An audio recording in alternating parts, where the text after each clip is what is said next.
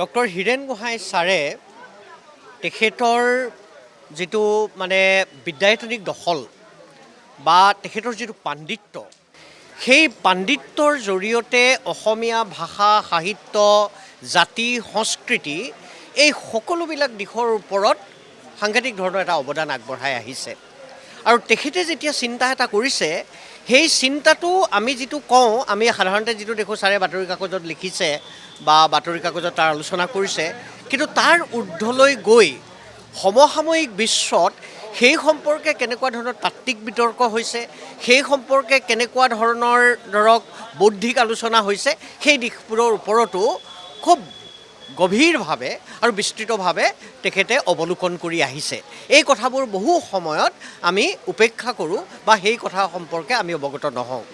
এই যিখন গ্ৰন্থ, ইয়াৰ আগতে প্ৰভাত বৰাৰ সম্পাদনাত যিখন গ্ৰন্থ ওলালে তাতো সেই এটা প্ৰক্ৰিয়া চলিছিল, বা অখিল গগৈয়ে যিখন গ্ৰন্থ সম্পাদনা কৰি উলিয়াইছিল তাতো এটা তেনেকুৱা প্ৰক্ৰিয়া চলিছিল। কিন্তু সেই গ্ৰন্থকেইখনতো হৈছিল কি, এই ছাৰৰ মানে ব্যক্তিগত সান্নিধ্যৰ ওপৰত বেছিকৈ অৱলোকন কৰা হৈছিল।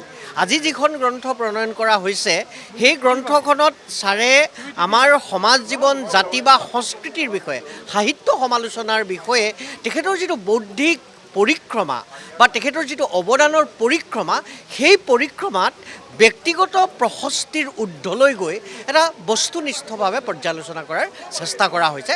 মই ভাবোঁ সেইটোৱেই এক অৰ্থত ব্যতিক্ৰম হৈছে এই গ্ৰন্থখন প্ৰণয়নৰ বেলিকা।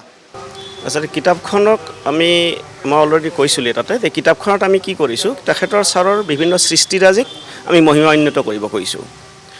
কাৰণ কিয় যে আজি হীৰেণ গোহাঁই ছাৰক চবেই জানে, কিন্তু তেখেতৰ অৱৰ্তমানত আজি 50 বছৰ 100 বছৰ পাছত তেখেতৰ সৃষ্টিৰাজি অসমত থাকিব। আৰু তাত আমি কোনো ৰাজনৈতিক বা এনেকুৱা কথাৰ তাত প্ৰসংগ উত্থাপতেই হোৱা নাই। ছাৰে ধৰক এতিয়া এটা ভাল কথা হ'ল বিজ্ঞান মনস্কতাৰ ওপৰত খুব কৰিছে, তেখেতে সাহিত্য সমালোচনাৰ ওপৰত কৰিছে। এইটো কথা চবেই জানে যে শংকৰদেৱক মণিকূটৰ পৰা উলিয়াই আনি আমাৰ ডিম্বেশ্বৰ নেওঘাটৰ আগৰ লক্ষ্মীনাথ বেজবৰুৱাহঁতৰ ডিম্বেশ্বৰ নেওঘাটৰ পদাংক অনুসৰণ কৰি মানুহজনক শংকৰদেৱক মণিকূটৰ পৰা অসমৰ ৰাইজক উলিয়াই দিয়াৰ ক্ষেত্ৰত হীৰেণ গোহাঁইয়ে এটা অন্যতম ভূমিকা লৈছিল। এই গোটেইখিনিক লৈ পেলাই আৰু বিশেষকৈ নৱপ্ৰজন্মই যাতে বুজি পায়, সেইটো কৰাৰ কাৰণে আমি কিতাপখন ল'লোঁ। কিতাপখন আৰু এটা বিশেষ উদ্দেশ্য হ'ল যে হীৰেণ গোহাঁই ছাৰ অসমত কেতিয়াও অপ্ৰাসংগিক হ'ব নোৱাৰে। ছাৰ সদায় অসমত প্ৰাসংগিক হ'ব থাকিব লাগিব, কাৰণ তেখেত এতিয়া এটা ব্যক্তি এটা হৈ থকা নাই, আৰু তেখেতক প্ৰাসংগিক কৰি থকাৰ কাৰণেই আমি কিতাপখন সংকলন কৰাৰ এটা সেয়া লৈছিলোঁ। মই ক'লোঁ অলৰেডি যে এইখন গ্ৰন্থ ব্যতিক্ৰম এটা অৰ্থত যে মই ইয়াত হীৰেণ গোহাঁই ব্যক্তিক গুৰুত্ব দিয়া নাই, হীৰেণ গোহাঁইৰ সৃষ্টিৰাজি, কৰ্মৰাজি আৰু অৱদানক গুৰুত্ব দিছোঁ। অৰ্থাৎ তেখেতে ধৰক মই যেতিয়া ক'লোঁ যে বিজ্ঞান মনস্কতাৰ ওপৰত যিটো কৰিছিলে সেইখিনিৰ ওপৰত দিছোঁ। আৰু এটা বৰ ভাল কথা ক'লে আপুনি, হীৰেণ গোহাঁইৰ প্ৰথম পৰিচয়টো হ'ল হীৰেণ গোহাঁই এজন বিশিষ্ট শিক্ষাবিদ, কিন্তু আগৰ কিতাপবিলাকত বিশিষ্ট শিক্ষাবিদৰ ওপৰত নাই।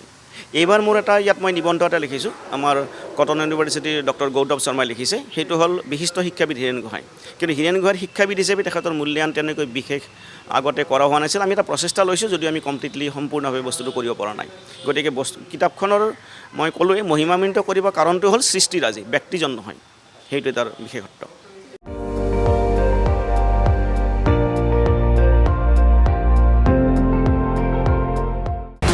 আপুনি চাই আছে ND24, সৰ্বশ্ৰেষ্ঠ নহয়, সৰ্বোত্তমৰ দৌৰত।